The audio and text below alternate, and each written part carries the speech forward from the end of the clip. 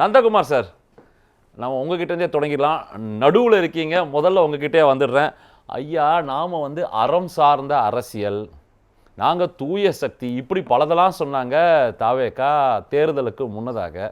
தேர்தலுக்கு அப்புறமா இன்னைக்கு அவங்களுக்கு எதிராக மேண்டேட் வாங்கின அதிமுகவை சேர்ந்த சிலர் ராஜினாமா பண்ணுறாங்க, உடனடியாக அவங்கள கட்சியில் இணைச்சிக்கிறாங்க.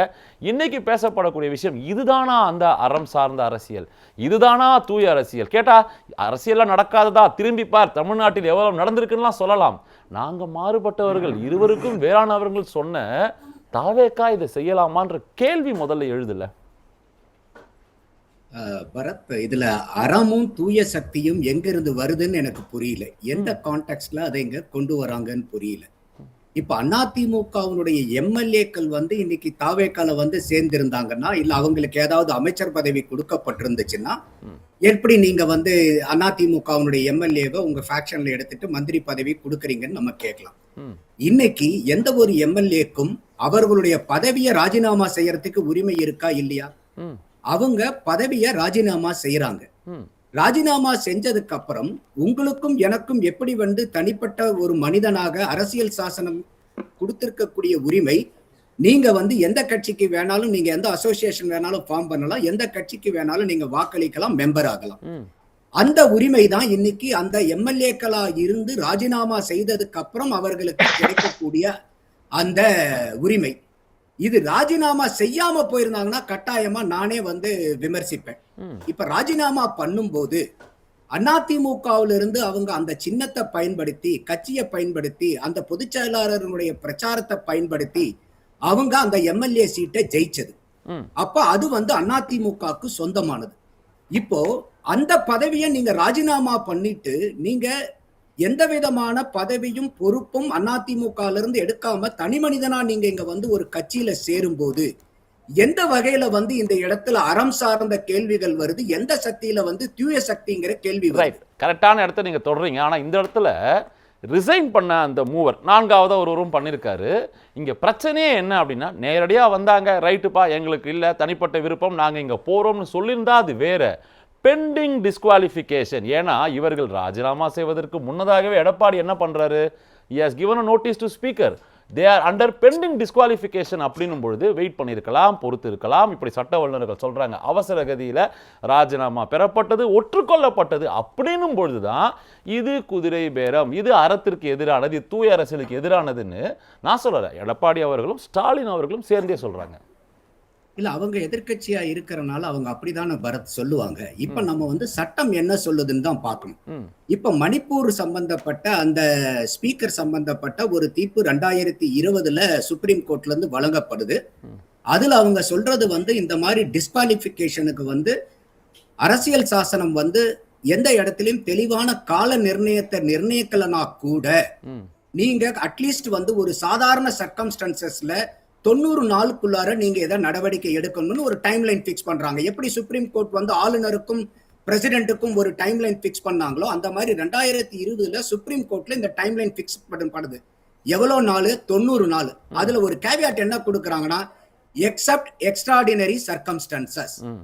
அப்போ இந்த இடத்துல அந்த 90 நாளும் நீங்க வச்சீங்கன்னா கூட இன்னைக்கு அவங்க கொடுத்த தேதியில இருந்து இன்னைக்கு 90 நாள் ஆகல.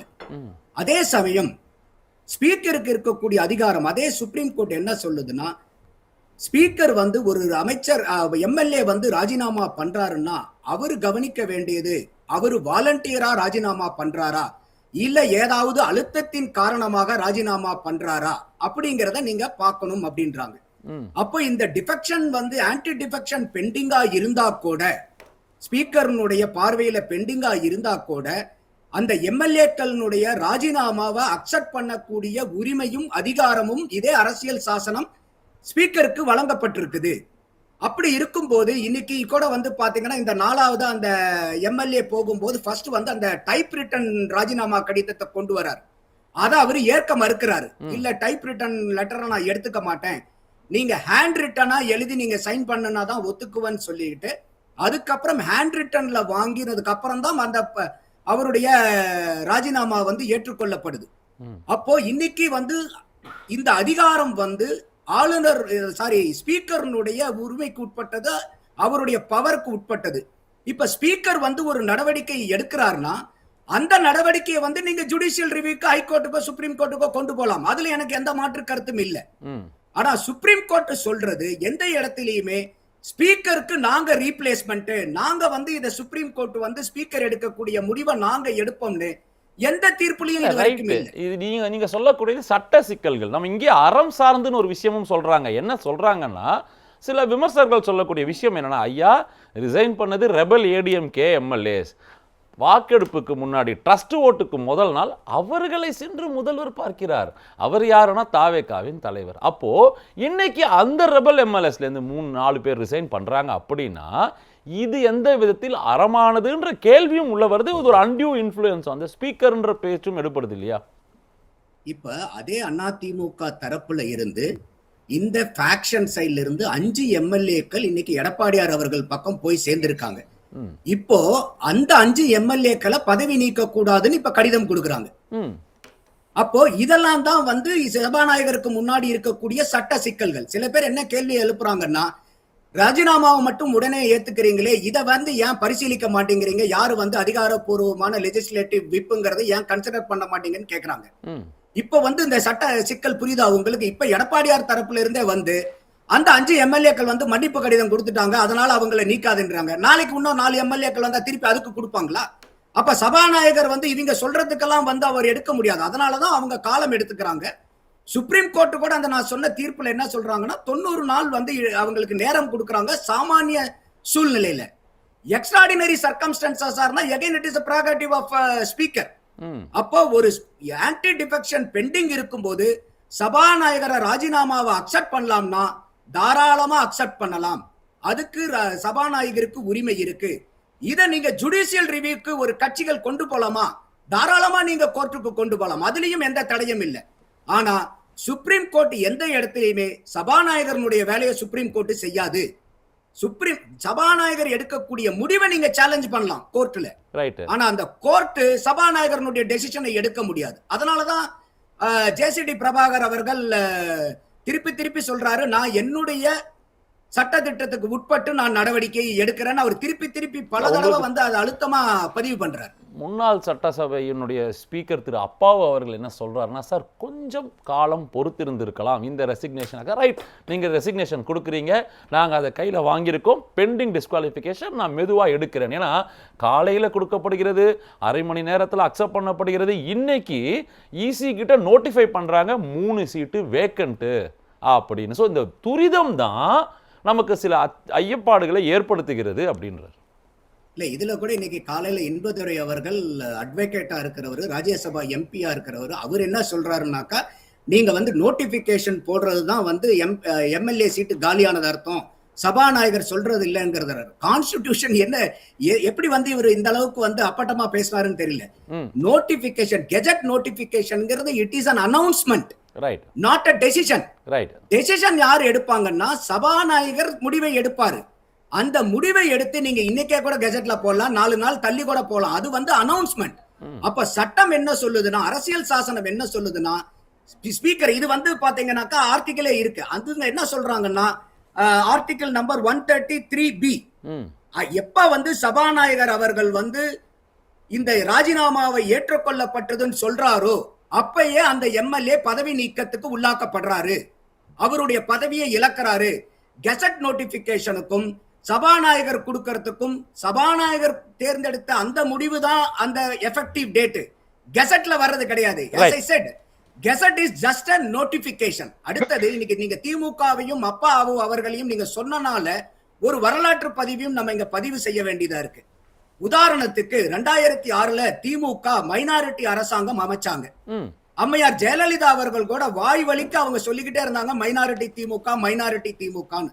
அப்போ இன்னைக்கு அனிதா ராதாகிருஷ்ணன் இருக்காரு பாத்தீங்களா, அந்த அனிதா ராதாகிருஷ்ணன் அதிமுகவினுடைய எம்எல்ஏவா இருந்து திமுக பக்கம் செயல்படுறாருன்னு சொல்லி அம்மையார் ஜெயலலிதா அவர்கள் வந்து கட்சி நடவடிக்கை எடுக்கிறாங்க. அந்த அம்மையார் ஜெயலலிதா கட்சி நடவடிக்கை எடுத்ததுக்கு அப்புறம் இவர் வந்து ராஜினாமா பண்றாரு.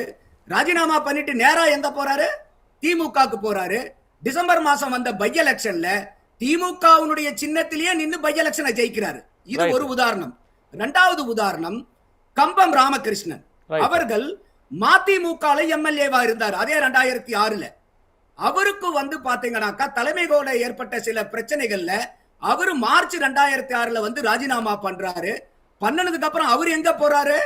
இதே திமுக கிட்ட போறாரு. அதே மாதிரி பை எலெக்ஷன் வருது. அதே பை எலெக்ஷன்ல திமுக அவங்களுடைய சின்னத்துல நிக்க வைக்கிறாங்க. இதுல திமுக இன்னைக்கு அவங்க சொல்றது எந்த விதத்திலேயே சார் நியாயமா இருக்க முடியும்? இப்ப இன்னைக்கு நீங்க தாவேக்காவை பார்த்து ஒரு விரல நீட்டினீங்கன்னா 4 விரல் உங்களை பார்த்து நீட்டிட்டு இருக்குல்ல. நீங்க 2009 என்ன பண்ணீங்க? முதற்கட்ட கருத்தா புரிஞ்சுக்கிறேன் நந்தகுமார். நந்தகுமார் சார், புண்ணியவளவன் பேசும்போது ஒரு விஷயம் சொல்றாரு சார், நீ எத்தனை நாளைக்கு தேர்தல் எப்போ அப்படின்றது நமக்கு தெரிய போதில்லை, நீ எத்தனை பேர் வரப்போறாங்க எப்போ அப்படின்னு தெரியல. ஆக இந்த மேண்டேட்டுக்கு அகேன்ஸ்டா இல்லையா, அந்த இடம்லாம் காலியா இருக்க போகுது. இதெல்லாம் speaker should take into consideration. சட்ட சிக்கல் நிறைய இருக்கு. ஸ்பீக்கருக்கும் 2 கையில வச்சிருக்காரு. எடப்பாடியும் திருப்பி ரெப்ரசன்ட் கொடுக்குற இப்படி ஒரு பெரிய குழப்பம்ல இருக்கு. இதை நம்ம குதிரை பேரம்னு தான் புரிஞ்சுக்கணுமா, இயல்பானதுன்னு புரிஞ்சு, இப்படி பல சிக்கல்கள்லாம் இருக்கு. ஆக இதை நினைச்சா உடனடியாக கிளியர் பண்ணலாம் தாவேக்கா. ஆனா அது யார் வெயிட் அண்ட் வாட்ச் பண்றாங்களோன்ற கேள்வி வருதுன்றதையும் புண்ணியவளவன் கொண்டு. இல்ல அதனாலதான் அந்த 2020 சுப்ரீம் கோர்ட் ஜட்ஜ்மெண்ட்டை கூட சொன்ன பரத், எந்த இடத்துலயுமே சுப்ரீம் கோர்ட் கூட 90 நாள்ல நீங்க முடிவெடுக்கணும். சாதாரண சூழ்நிலைகள்ல எக்ஸ்ட்ராடினரி சர்க்கம்ஸ்டான்சஸா இருந்தா எந்த டைம் லைனும் ஸ்பீக்கருக்கு இல்ல. அதனால சுப்ரீம் கோர்ட் வந்து சபாநாயகரனுடைய உரிமையில என்னைக்கும் தலையிட மாட்டாங்க. அதுக்கு வந்து ரொம்பவே வந்து கேட்டகரிக்கலா அவங்க வந்து அந்த இதை மெயின்டைன் பண்றாங்க. அடுத்தது இன்னைக்கு வந்து இது 100% ஹார்ஸ் ட்ரேடிங் தான் சொல்லக்கூடியவங்க. அந்த ப்ரூஃப் எல்லாம் அவங்க கையில இருந்தா ஏன் சார் போய் கோர்ட்ல கேஸ் ஃபைல் பண்ண மாட்டேங்கிறாங்க? எது தடுக்குது? அவங்க முதல் நாள் தினகரன் அவர்கள் முதல் நாளே போய் சொல்றாரு. அதுக்கப்புறமா கூப்பிட்டு ஒரு எக்ஸ்பிளனேஷன் கேட்கப்படுகிறது. இப்படி பல சிக்கல்கள் முதல் நாளே தொடங்கியிருக்கு அப்படின்றத நம்ம பாக்குறோம். இங்க டிடிவி தினகரன் அவர் கேட்ட கேள்விக்கு அன்னைக்கு கவர்னர் ஆபீஸ்க்கு முன்னாடி இருந்து கேட்டதுக்கு ஐயா எஸ் காமராஜர் அவருடைய கட்சி எம்எல்ஏவா அன்னைக்கு இருந்து அவரே பதில் சொல்லிட்டாரே. இல்ல எங்கிட்ட தாவேக்கா வந்து யாரும் பேசல, யாரும் எதையும் எங்கிட்ட கேட்கலன்னு சொன்னாரு. அப்ப அண்ணன் டிடிவி அவர்கள் வச்ச குற்றச்சாட்டுக்கு அவங்க கட்சி எம்எல்ஏவே வந்து பதில் சொல்லும் போது நான் அதனாலதான் திருப்பி கேட்கிறேன், இது வந்து வெறும் அரசியல் குற்றச்சாட்டு. அப்ப இந்த அரசியல் குற்றச்சாட்டுக்கு நீங்க ப்ரூஃப் இருந்துச்சுன்னா 100% இது மார்ஸ் ட்ரேடிங் அப்படின்னு நீங்க ப்ரூஃப் இருந்துச்சுன்னா ஏன் கேஸ் ஃபைல் பண்ண மாட்டேங்கிறீங்க? எதனால சட்டத்துக்கு இதுக்கு முன்னாடி கொண்டு போக மாட்டேங்கிறீங்க? அப்போ இது வந்து வெறும் அரசியல் குற்றச்சாட்டுகள் தான் இதெல்லாம். அப்ப அடுத்தது வந்து பாத்தீங்கன்னா இப்ப புண்ணியவளவன் கூட இன்னொன்னு சொன்னாரு, அந்த கவர்மெண்ட் எம்ப்ளாயிஸ் வந்து தப்பு செய்யும் போதும் இவங்களுக்கும் வந்து ஆன்டி டிஃபெக்ஷன் லாக்கும் ஒரு கம்பேரிசன் கொண்டு வந்தார். இன்னைக்கு ஆன்டி டிஃபெக்ஷன்ல போனா கூட ஒரே ஒரு நியூவான்ஸ் என்னன்னு கேட்டீங்கன்னா, ஆன்டி டிஃபெக்ஷன்ல வெளியே போறவங்க ஆர்டிகிள் வந்து பாத்தீங்கன்னாக்கா 164(1)B மூலியமா உடனடியா இன்னொரு கட்சியில வந்து மினிஸ்டர் ஆக முடியாது. இது ஒண்ணுதாங்க அங்க இருக்கக்கூடிய நுவான்ஸ். டிஸ்குவாலிஃபிகேஷனுக்கும் ராஜினாமாவுக்கும் இருக்கக்கூடிய ஒரே இது என்னன்னா, ராஜினாமா பண்ணிட்டு போறவர்கள் இந்த கட்சியில் இன்னைக்கு தாவேக்கால அமைச்சராக முடியுமானா ஆக முடியும். ஆனா இதே டிஸ்குவாலிஃபை ஆயிருந்தாங்கன்னா ஆன்டி டிஃபெக்ஷன்னால அவங்கனால மினிஸ்டர் ஆக முடியாதுங்க. இது ஒன்றுதான் வந்து வேறுபாடே ஒழிய வேற எதுவும் இல்ல. ஆனா இதே அரசாங்க ஊழியர்கள்னு பார்க்கும்போது துறை ரீதியான நடவடிக்கைகள் தண்டனைகள் எல்லாம் இருக்கு. அந்த மாதிரி இந்த எந்த இடத்துலயுமே வந்து இவங்களுக்கு தண்டனை இல்லை. அடுத்தது வந்து இன்னைக்கு இந்த மாதிரி வந்து அவங்க ராஜினாமா பண்ணிட்டு போகும்போதும் திருப்பி அவங்க யாருகிட்ட போறாங்க? அந்த மக்கள் கிட்ட தான் போறாங்க. ஒருவேளை வந்து இவங்களுக்கு சீட்டு கிடைச்சதுன்னா யாருகிட்ட போய் அதை மறுபடியும் வந்து அந்த மேண்டேட்டை கேட்க போறாங்க? அதே மக்கள் கிட்ட தான் போய் கேட்க போறாங்க. அப்ப மக்கள் இவங்க செஞ்ச செயல் சரின்னு அவங்களுக்கு பட்டுதுன்னா வாக்களிக்க போறாங்க. அது ஒரு ரெஃபரண்டமா இருக்க போகுதுன்னு நீங்க சொல்றீங்க. நான் புரிஞ்சுக்கிறேன். தவறுன்னா மக்கள் நிராகரிக்க போறாங்க. ஜனநாயகத்துல மக்கள் தான் எஜமானர்கள். சும்மா சுத்தி இருக்கிறவங்க எல்லாருமே நீங்க ஆர்சி அடிக்க பண்ணிட்டீங்க அது பண்ணிட்டீங்கன்னு சொல்றது வந்து ஏற்புடைய வாதம். நான் புரிஞ்சுக்கிறேன்.